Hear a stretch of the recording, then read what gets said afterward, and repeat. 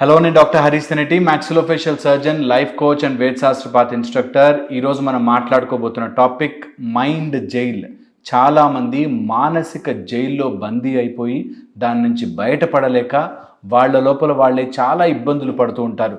ఎంత ప్రయత్నం చేసినా అందులో నుంచి బయటకు రాలేరు. అండ్ బయటకు వద్దామన్నసరికి ఇంకా ఎక్కువగా ఇరుక్కుపోతుంటారు. చాలా ట్రబుల్ ఫేస్ చేస్తుంటారు. ఇలాంటి మానసిక జైలు గురించి ఈరోజు మనం మాట్లాడుకుందాం. అయితే ఈ మానసిక జైల్లో నార్మల్గా జైలుకు వెళ్ళగానే లెక్క పెడితే 7 ఉంటాయి కదా.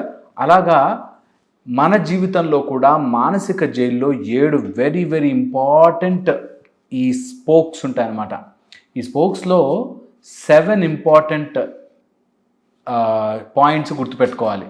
ఇవి గనక మీరు తలుచుకుని దీని నుంచి నేను బయటపడాలి అని ప్లాన్ చేసుకుంటే మీ మానసిక జైలు నుంచి బయటపడిపోవచ్చు.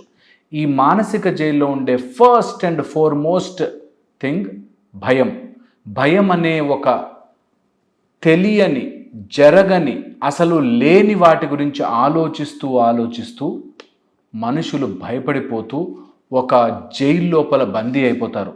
మానసిక జైల్లో first spoke fear and anxiety.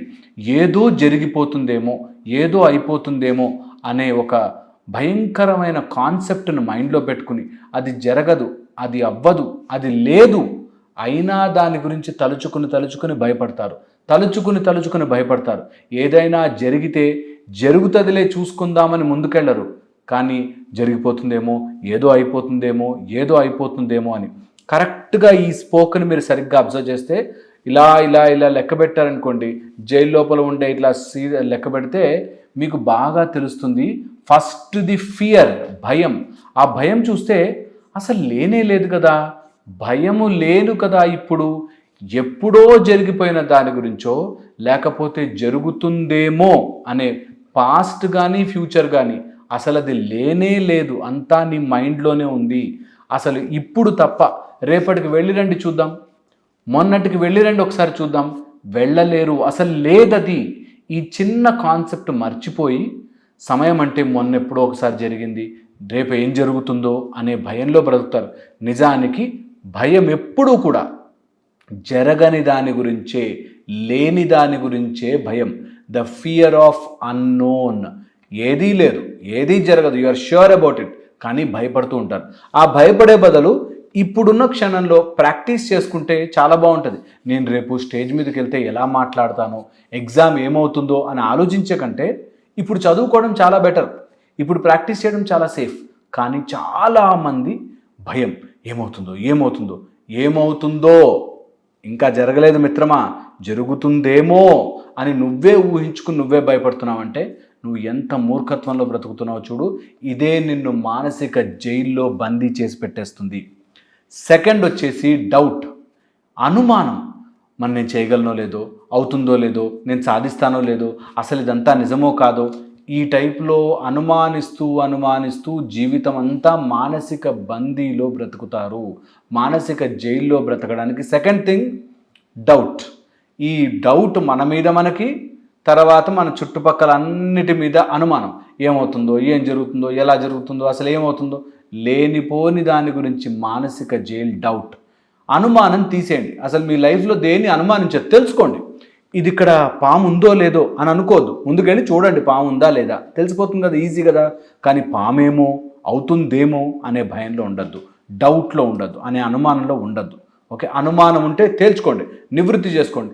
నేను అంత పైకి ఎగరగలనో లేదో అని అనుమానించద్దు, ఎగిరి ట్రై చేయండి, తెలుస్తుంది కదా. ఎయిదర్ ఎస్ ఆర్ నో తెలిసిపోతుంది. అనుమానంతో బ్రతకకూడదు. నెక్స్ట్ వచ్చేసి వెరీ వెరీ ఇంపార్టెంట్, పోస్ట్పోన్మెంట్. ఎంత పోస్ట్పోన్ చేస్తూ ఉంటారో మీ జీవితం మానసిక బందీలో మునిగిపోతుంది. మనస్సు లోపల ఒక జైలు ఏర్పరచుకుని అందులో బందీ అయిపోయే వాళ్ళు ఎలా ఉంటారు తెలుసా? రేపు చేద్దాంలే, ఎల్లుండి చేద్దాంలే, ఇంక ఇప్పుడు చేసినా ఏం లాభం, ఇంకా మన చేతుల్లో ఏముంది అనే ఒక మానసిక బందీలోకి వెళ్ళిపోతారు. అందుకని మేక్ షూర్ దాట్ ఏది కూడా రేపటికి ఎల్లుండికి పోస్ట్ పోన్ చేయకుండా ఇప్పటికిప్పుడు నేను ఏం చేసుకోగలను, ఇప్పటికిప్పుడు నేను ఎలా చేయగలను అనే ఒక అంచనాలో ఉండండి. నెక్స్ట్ వచ్చేసి ఎప్పుడైనా సరే పర్ఫెక్షన్ కోసం ట్రై చేయొద్దు. పర్ఫెక్షన్ అంటే అన్నీ కరెక్ట్గా ఉండి, నాకు డబ్బులు కరెక్ట్గా వచ్చి, నా ప్రాజెక్ట్ అందరూ అప్రూవ్ చేసి, అన్ని సమయానికి కుదిరితే అప్పుడు నేను ముందుకొస్తాను అనడం చాలా చాలా తప్పు. ఏది ఎప్పుడూ పర్ఫెక్ట్గా జరగదు. Perfectionism is a disease. అన్నీ పర్ఫెక్ట్గా ఉంటేనే చేసుకుంటాను పెళ్ళి అని చాలామంది పెళ్ళిళ్ళు చేసుకోకుండా ఉన్నారు. అన్నీ పర్ఫెక్ట్గా ఉంటే బిజినెస్లోకి దిగుతాను అని చాలామంది పర్ఫెక్షన్ కోసం ట్రై చేసి ఏది చేయకుండా ఉన్నారు. చాలామంది ఇప్పుడు నేను ఈ వీడియో చేశాక చాలామంది చెప్తారు, చూడు నాకు ఆ ఐడియా ఉండేరా కానీ వాడెవడో చేశాడు అని చెప్పి. ఎందుకు చేశారంటే నువ్వు ఐడియాని ఎప్పుడు ఇంప్లిమెంట్ చేయడానికి ట్రై చేయలేదు. వాడెవడో ఇంప్లిమెంట్ చేసి 10 సార్లు ఫెయిల్ అయినా 11వ చేయగలిగాడు. నువ్వు ఎప్పుడైతే అన్నీ పర్ఫెక్ట్గా కుదిరితే, అన్నీ సెట్ అయితే అప్పుడు నేను చేస్తాను అని పర్ఫెక్షన్ కోసం ట్రై చేస్తుంటావో ఎప్పటికీ నీ జీవితం ముందుకెళ్ళదు. ఈ పర్ఫెక్షన్లో పిల్లల్ని టార్చర్ చేస్తారు, వైఫ్ అండ్ హస్బెండ్ మధ్యలో గొడవలు వస్తాయి, అత్తామామలతో గొడవలు వస్తాయి. ఇలాగ అన్నీ కరెక్ట్గా ఉండాలి, నాకు అన్నీ కరెక్ట్గా ఉండాలి, వాళ్ళు ఎట్లా బిహేవ్ చేశారు, వాళ్ళు ఎట్లా బిహేవ్ చేశారు. నీకు తగ్గట్టుగా పర్ఫెక్ట్గా ప్రపంచమంతా ఉండనవసరము లేదు, ఉండదు. ప్రపంచంలో నువ్వు పర్ఫెక్షన్ ఎక్స్పెక్ట్ చేస్తున్నావు అంటే నీ అంత మూర్ఖుడు ఎవరు ఉండరు. ఎందుకంటే నువ్వు అద్దంలోకి వెళ్ళి చూసుకో, లేదా కరెక్ట్గా ఎవరైనా ఫెంటాస్టిక్గా బ్యూటిఫుల్గా ఉన్న వాళ్ళని తీసుకో, వాళ్ళని మెజర్ చేయి, హాఫ్కి గీత గీస్తే ఇటు సైడ్ సమానంగా ఉండదు. మన చేతుల్లో ఇటు సైడ్ ఈ చెయ్యి సమానంగా ఉండదు. నిజానికి మనం ఎప్పుడూ సమానంగా ఉండం. దట్ ఆ ల్యాక్ ఆఫ్ ఆ సమానత్వం లేకపోవడమే చాలా గొప్ప విషయం. పర్ఫెక్ట్గా ఏది ఉండదు, ఉండలేదు కూడా. సో అన్నీ పర్ఫెక్ట్గా ఉంటేనే నేను హ్యాపీగా ఉంటా, అన్నీ బాగుంటేనే నేను హ్యాపీగా ఉంటా. ఎప్పటికీ నీ మానసిక జైల్లో కృంగిపోతావు. ఈ మానసిక జైలు నుంచి బయటపడాలంటే ఇప్పుడున్నది బాగుంది, నేను ఇంకా బెటర్ అవ్వడానికి ట్రై చేస్తాను. అంతేగాని అన్నీ పర్ఫెక్ట్గా ఉంటేనే నేను పెళ్లి చేసుకుంటా, అన్నీ పర్ఫెక్ట్గా ఉంటేనే బిజినెస్ చేస్తా, నాతో అందరూ పర్ఫెక్ట్గా బిహేవ్ చేయాలి, నువ్వు జీవితాంతం నరకంలోనే ఉంటావు. ఒకవేళ కనుక పర్ఫెక్షను అని మూర్ఖత్వం వైపుకు వెళ్ళిపోతే మాత్రం చాలా ఇబ్బంది పడతావు. నెక్స్ట్ వచ్చేసి రిగ్రెట్, బాధ. ఈ బాధ ఏంటంటే ఎప్పుడో జరిగిపోయిన దాని గురించి తలుచుకుని బాధపడ్డం. ఇది బాగా గుర్తుపెట్టుకోవాలి. మానసిక జైల్లో వెరీ వెరీ ఇంపార్టెంట్ రిగ్రెట్. అరే అప్పుడే చేసుంటే బాగుండే, అరే ఆ స్టాక్ మార్కెట్లో అప్పుడే పెట్టుంటే బాగుండే, మ్యూచువల్ ఫండ్ అప్పుడే స్టార్ట్ చేసుంటే బాగుండే, ఆ ల్యాండ్ అక్కడ అమ్మకపోయి ఉంటే బాగుండే. అయిపోయినది అయిపోయింది, ఇక మార్చలేవు. నీ మానసిక జైలు నుంచి బయటపడాలి అంటే కమ్అట్ ఆఫ్ రిగ్రెట్ నుంచి క్విక్గా బయటపడండి. అయిపోయింది, ఎవరో చనిపోయారు, ఎవరో తెలిసిన వాడు మోసం చేశారు, అన్నీ అయిపోయాయి, ఓవర్. దాన్ని ఇంకా తలుచుకోవద్దు. ఎప్పుడైతే రిగ్రెట్లోకి వెళ్తావో నీ లైఫ్ నాశనం అయిపోతుంది. గుర్తుపెట్టుకో, మానసిక జైల్లో బందీ అయిపోయావు. అందుకని వెంటనే దాని నుంచి బయటకు రా. నెక్స్ట్ వచ్చేసి very very important, negative self talk. మనతో మనం నేను ఇంతేరా, నా బతికింతేరా, నేను చేతగానోనిరా, నాకు ఇలాగే అవుతుందిరా అని నీ గురించి నీవు నెగిటివ్ మాట్లాడుకుంటూ ఉంటావో నీ జీవితం అంతే మానసిక జైల్లో ఇరుక్కుపోతావు. నెగిటివ్ సెల్ఫ్ టాక్, ఎప్పుడు నిన్ను నువ్వు నిందించుకుంటూ, నిన్ను నువ్వు తిట్టుకుంటూ, నీ పరిస్థితులను తిట్టుకుంటూ ఎప్పుడైతే బ్రతుకుతావో అప్పుడు నీ జీవితం ముందుకు వెళ్ళదు. అట్లీస్ట్ నీ గురించి నువ్వు మంచి మాట్లాడుకోవచ్చు కదా, నీ గురించి నువ్వు పాజిటివ్గా ఉండొచ్చు కదా. ఈ ఒక్క మాట ట్రై చేయండి. నా నోటి నుంచి చెడు మాట రాదు, నా నోటి నుంచి ఎప్పుడూ నా గురించి నేను చెడు మాట్లాడను.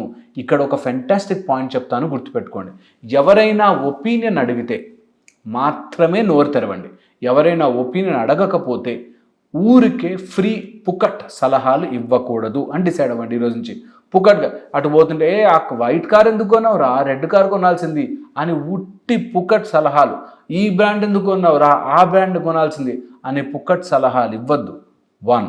సెకండ్ వచ్చేసి నిన్నెవరైనా అడిగితే మందేముంది, మనకంత సీన్ లేదు, నాకంత సీన్ లేదు, నాకు అంత లెవెల్ లేదు, నా లెవెల్ అది సరిపోదు, ఇట్లాంటి మాటలు నీ గురించి నువ్వు నెగిటివ్ మాట్లాడుకోవద్దు. ఇది వెరీ వెరీ ఇంపార్టెంట్ దట్ నీ గురించి నువ్వు నెగిటివ్ ఎప్పుడు మాట్లాడదు. ఇంకా అవసరమైతే నోరు మూసుకుని ఉండడం బెటర్. అంతేగాని నీ గురించి నువ్వు నెగిటివ్ చెప్పుకుంటే నా లెవెల్ అంత లేదు, నాకు సీన్ అంత లేదు, నాకంత సినిమా లేదు, నా బతికింతే, ఇలా ఎప్పుడూ నెగిటివ్ మాట్లాడద్దు. నీ గురించి కానీ నీ ఫ్యామిలీ గురించి కానీ ఎప్పుడూ నోరు తెరిచి నెగిటివ్ చెప్పద్దు. అవసరం లేదు, నోరు మూసుకుని ఉండొచ్చు, సైలెంట్గా ఉండొచ్చు, చెప్పనవసరం లేదు. చెప్తే మాత్రం మంచి పాజిటివ్ మాత్రమే చెప్పాలి. డబ్బా కొట్టమనట్లే, పాజిటివ్ మాత్రమే చెప్పాలి. ఎప్పుడైనా అవసరం వస్తే నాకు ఏదో కారు కొనుక్కోవాలనుంది, ఈ కారు నా వల్ల కాదురా అనద్దు. ఇప్పుడు నా దగ్గర డబ్బులు లేవు, కానీ కొనుక్కోగానే స్టేజ్ వచ్చినప్పుడు కొనుక్కుంటాను. ఇంకా పాజిటివ్గా చెప్పుకోవచ్చు, ఇంకా పాజిటివ్గా మాట్లాడచ్చు. అంతేగాని అవన్నీ మనతో కావు, అవన్నీ డబ్బున్నోళ్ళకి వస్తే మనకు చేత కాదు, ఇట్లా నీ గురించి నువ్వు నెగిటివ్ మాట్లాడకూడదు. అండ్ వెరీ వెరీ ఇంపార్టెంట్, ఈ 7 జైల్స్తో పాటు ఉండే మేజర్ అన్నిటికంటే ముఖ్యమైన మనిషిని మానసిక జైల్లో ఉంచి అక్కడే నొక్కేసి వాళ్ళ జీవితాన్ని నాశనం చేసేసేది ఏంటంటే ఎవరి గురించో ఆలోచించడం. మా అత్త బాగుంటే బాగుండే, మా నాన్న బాగుంటే బాగుండే, నా ఫ్యామిలీ బాగుంటే బాగుండే, నేను ఆ కులంలో పుట్టుంటే బాగుండే, ఈ మతంలో పుట్టుంటే బాగుండే, మా వాళ్ళెవరో ఏదో తొక్కేశారు, వీళ్ళెవరో ఏదో చేశారు. ఎప్పుడైతే నీ ఫోకస్ ఇతరుల మీద పెట్టావో నీ జీవితం మానసిక బందీ అయిపోతుంది. చాలామంది 99% ఏదో జరుగుతుందేమో అనే దాంట్లో మానసిక బందీ అయిపోతారు. ఎప్పుడు చేయకుండా పని, ఆ అలవాటు నుంచి తొందరగా బయటపడండి. ఇది ఎలా అవుతుంది? ఈ మానసిక జైలు నుంచి బయట ఎలా పడాలి? జస్ట్ మీకు మీరు తప్ప మిగతా ఎవడు చెప్పినా, నా దగ్గరకు వచ్చినా, ఇంకెవరి దగ్గరికి వెళ్ళినా మీకు మీరు మారాలి అని డిసైడ్ అవ్వకపోతే తప్ప ఎవ్వరూ మీ జీవితాన్ని మార్చలేరు. మారడానికి మీరు డిసైడ్ అయితే మార్చే మెథడ్స్ ఉంటాయి. కానీ నేను అట్లాగే ఆలోచిస్తా సార్, నా వల్ల కాదు, మీరు ఏదైనా చేయండి, చేయలేరు, ఎవ్వరూ చేయలేరు. మీరు చెయ్యండి అని అడిగారంటే అప్పుడే మీకు దొంగ స్వాములు కానీ, లేకపోతే దొంగ డాక్టర్లు కానీ, లేకపోతే దొంగ కౌన్సిలింగ్లు కానీ జరిగేవి. ఎప్పుడంటే నేనేం చేసుకోలేను, నువ్వు నాకు ఏదైనా చేసి పెట్టు అనే మానసిక రుగ్మతలో ఉన్నావంటే ఎప్పటికీ మోసపోతావు. నన్ను నేను ప్రేమించుకోలేను, నేను ఆనందంగా ఉండలేను, అందుకని నాకు ఒక గర్ల్ ఫ్రెండ్ కావాలి, ఆ గర్ల్ ఫ్రెండ్ వస్తే నేను ఆనందంగా ఉంటాను అంటే ఆ గర్ల్ ఫ్రెండ్ నిన్ను మోసం చేయడం ఈజీ అయిపోతుంది. అందుకని ఇతరులలో నీ సంతోషం వెతకద్దు. ఎప్పుడైతే ఇతరులలో సంతోషం వెతికావో నువ్వు మానసిక జైలుకి ఫస్ట్ గోడ కట్టేసుకున్నట్టు. ఓకే, ఇది బాగా గుర్తుపెట్టుకోవాలి. అండ్ మానసిక జైలు నుంచి మనందరం బయటపడాలి. మీకు ఏమైనా డౌట్లు ఉంటే కంపల్సరీగా కమెంట్ సెక్షన్లో పెట్టండి. మేము మీ డౌట్స్ అన్నిటినీ కూడా రాసుకుంటున్నాము. కంపల్సరీగా వాటి గురించి వీడియో చేయడానికి నేను ఫుల్ ప్రయత్నం చేస్తాను. Thank you so much. మీరు సునీత మీడియా ద్వారా మా మోటివేషనల్ వీడియోస్ కనుక చూస్తున్నట్లయితే కమెంట్ చేయండి. Thank you so much.